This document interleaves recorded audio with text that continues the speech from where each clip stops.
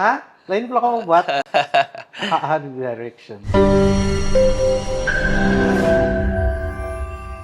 Hi, welcome back to another episode of Ice Cream Podcast, and today I have with me Matthew. Hi. Our conversation is everything over the ice cream. So Matthew, you may have yours.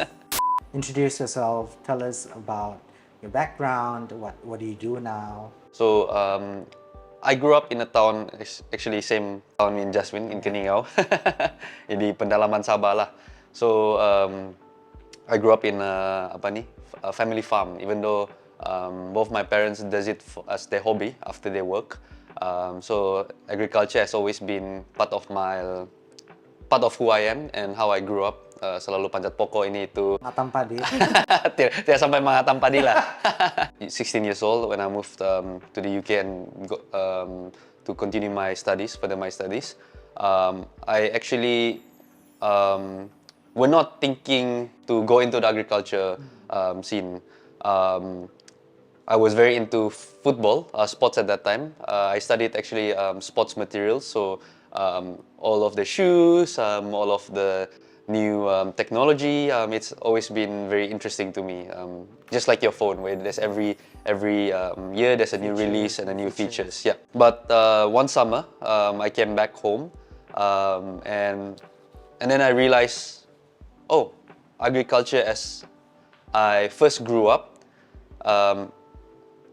Where people think of agriculture like, oh, okay, guna cangkul, menanam padi or bercocok tanam, has changed.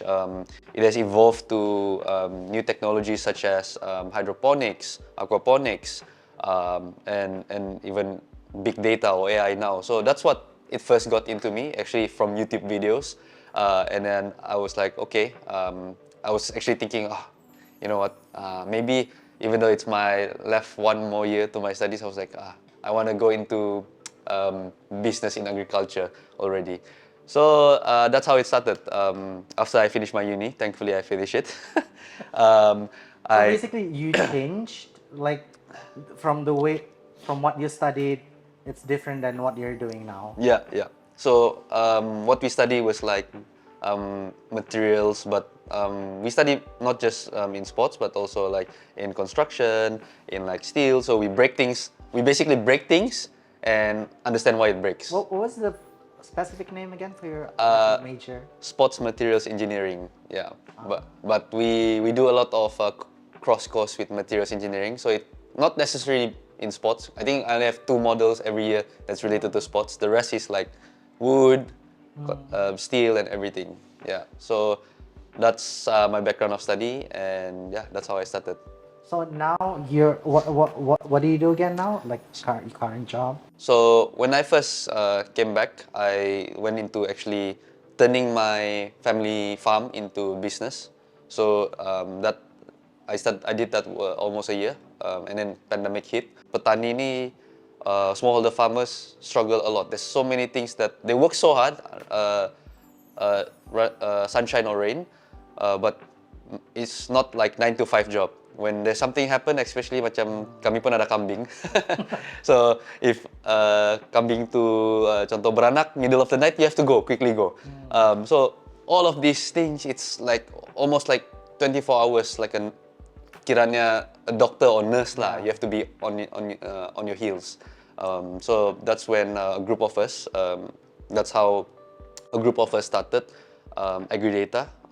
Most of us are farmers, and then we had the opportunity to basically pitch under my hackathon. It was initiated by MOSTI, Ministry of Science and Technology, and we won my hackathon under Cradle. Yeah, so that's what we do. So I want to ask, how can tech contribute towards the growth of agriculture? So to answer this, I think technology has been our forefront in the last 3 to 4 decades. Even before computer happened.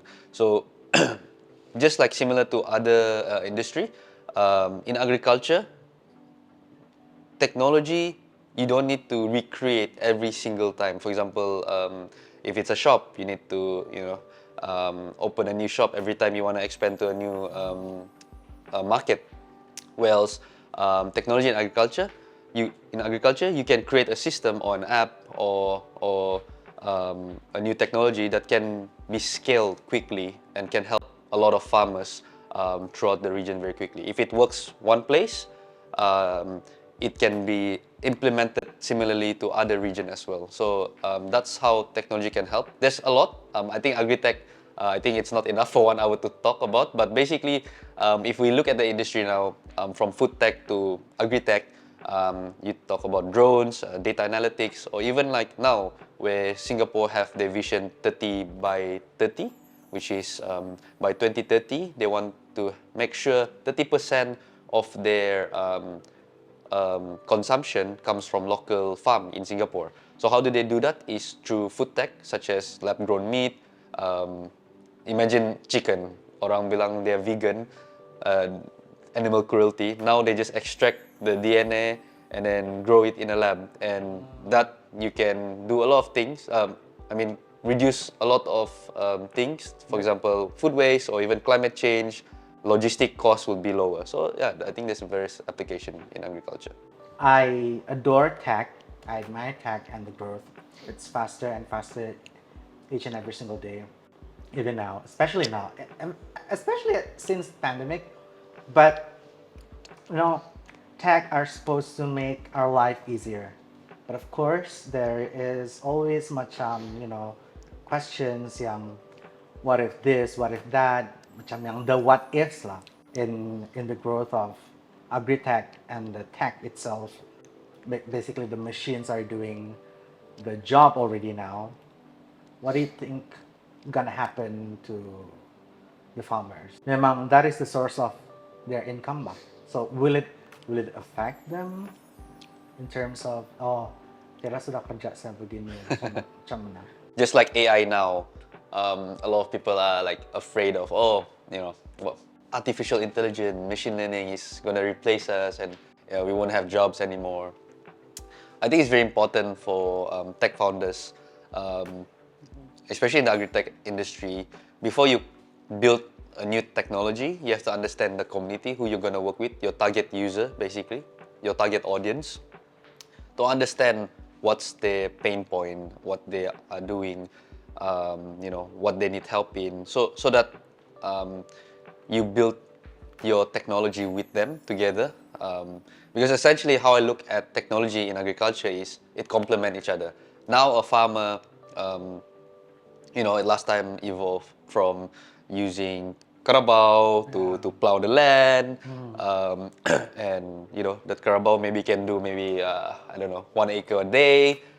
Now with machineries that complement this, you in a way kasihan, or less animal cruelty. You use the machineries and it can be more efficient, right? Reduce the animal slavery. So yeah, it can be more efficient. Now you can plow 1 acre in 30 minutes, right? So those are the sort of thing that is important, where people ask me, what happens to those farmers? So I always tell them, technology will not remove them, but will complement what they do. So of course, they would have to upgrade themselves as well. Last time they just, they know how to pasang the carbo, just do it like that. But now they have to upskill themselves to operate a machine. So I think I look at it as a long term, as we have to progress, and the people in the industry, in agriculture, also have to be upskilled. So of course, adaptation is one thing, whether they are very open to like, I've been doing this for the last 20-30 years, why you wanna disturb what I'm doing. So that is where, when our approach, even though it's a disruptive technology, but our approach cannot be seen as too disruptive. Maybe start as half an acre, quarter acre, show them how it works, and then only they start to believe. Because I think we're dealing with rural communities here, so a lot of times, they are very suspicious, or it is different mindset that we're working with. So they seeing is believing is what they're saying, and when you just stop, maybe they don't believe, but when they see, they believe, and words like would travel quicker than 5G, you know, in the kampong area. What made you want to jump in this industry? That's because, I mean, you studied in UK, paid a lot of money, and then now you're working totally different than what you're supposed to do. What made you want to jump in this industry? What changed? I grew up in a farm, and after going overseas for 5 years and I came back, I started doing traditional farming, and I see the problem what smallholder farmers face. I could continue my farm, but I can only help one farm. But with AGRIDATA, I can help many farms in Sabah and in Malaysia and throughout the region. So that's what aspire me to help more farmers. Um, and a lot. Another thing that is I'm very passionate at is also to elevate the rural economy. Most of the rural economy, as we know in Sabah, kebanyakannya petani o dalam bidang pertanian, but they earn very little. So this is what we want to tackle to make sure that they earn a decent income, so their livelihood gets better. So yeah. Sabah also needs an upgrade. But itulah, I'm amazed how you have that, you're not only thinking about yourself, but you think about the community, the people, and sacrifice whatever you studied back in the UK, despite how much money you spent. But how did your family react to when you came back and lain pala kamu buat? How did the direction? Quite supportive, as mentioned, because it's their hobby kan. Even though they have their profession by their what, but farming ni macam is a stress releasing for both my parents lah. Um, Was it before pandemic atau memang? Memang before, before I was born, they they have their own fruit trees. They have their own even plantation. So they see agriculture as a huge, even though a lot of younger generation now, they want try to stay away from this industry. I understand why, but they look at it as a very big potential, but agriculture industry in Malaysia has always been dominated by commodities like palm oil, geta, these sort of commodities. So what I'm doing, their reaction is, it's new to them, but they're quite supportive, even though they don't understand what I'm actually doing. But I think this year is our third year. Slowly, they see that, oh, okay, you can do this, you can do that. So quite supportive. Although, of course, the struggle is there financially, especially in the beginning, but they've been supportive to AGRIDATA journey from day one. I'm curious, where do you see yourself in the next 10 years? So we discussed this with our team as well. So the aim is to go nationwide this year, because majority of our operation is in Sabah, and also to start piloting in rest of Southeast Asia, Vietnam, Indonesia, Cambodia, where agriculture, where most of the countries, more than 50% of the employment is in agriculture sector. So in the next 10 years, I'll still be working. I would see myself still focusing on rural empowerment, whether it be agriculture or education, but it will still be contributing back to the community. Yeah. So my final questions would be, what is the biggest achievement that you have achieved for the past few years yang very proud of? So there's many, but I can say one. With our collaboration with a financial institution like Sabah Credit, we were able to get a 0% loan to the farmers. So that means if they borrow 30,000, dorang bayar balik pun 30,000 in I think maximum 5 or 6 years. So this set of money have I think the budget was 30 million given by the state government. Tapi tiada orang apply, tiada petani apply. So we helped that to bridge that gap. The biggest achievement was to see the transformation of this farmer. One of them, Mr. Chang, dulu dia menanam di luar, bercangkul. Sekarang with 30,000, even though some people see, oh, it's so small, he was able to build a greenhouse, a hydroponic greenhouse, 15,000 square feet of greenhouse in Kundasang. And then also now he upgrade, instead of menanam di tanah, dia menanam di hydroponics. So dia tidak perlu lagi bend dia punya below the waist. Now he can farm on above the waist. So to see that transformation of how from traditional farming to modern farming, and the impact of not just the price, because the tomato sold 2 ringgit when you plant outside, and inside is 4 ringgit. Not just the revenue, but also now he does not need to rely too much on external. Some petani, the language that they use is like, sembayang sajalah, kalau harap-harap tidak terlampau balik-balik hujan.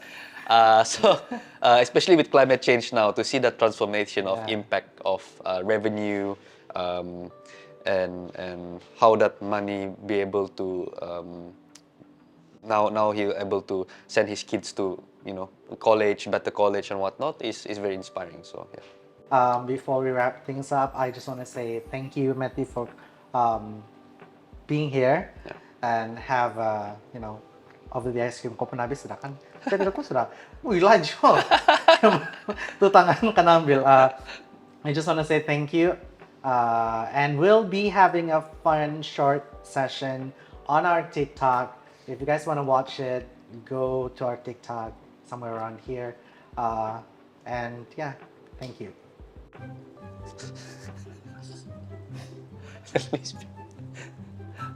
The clue is weekend.